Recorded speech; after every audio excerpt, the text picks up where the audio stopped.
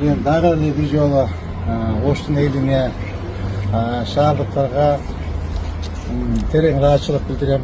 Анткени ошол биз кайсы жерге барып жумуш жасабайлык, бизди элибиз, шаардыктарыбыз колдоп турду.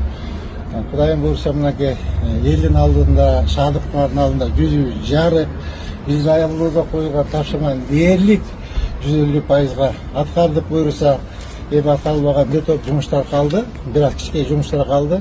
Аны мынакей Жанабек Кубаныч менен бирдикте, Акаев менен мен бывший коллегам, жогорку кеңеште чогуу иштегенбиз, абдан иш билги, грамотный, образованный, честный жигит.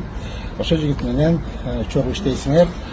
Буюрса, мен ойлойм, урматтуу коллегалар, силердин ушундай темпте дагы иштейт деп ойлойм.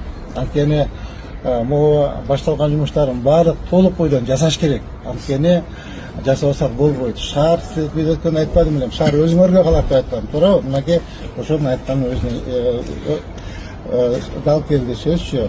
То есть азыр бизде соймой калбайт, сиз фатура иштеп бериңиз, бактар боюнча, көчөттөр боюнча, кең сай ошо бойдон калып кетти, гүлдөр тигиш керек, аттар тигиш керек. Денесе жаңы конушу турат, муякта Юго-Востокто парк турат, Тетиякта парк турат. Абдан жумуштар көп, Акырын жумуштар жасалат.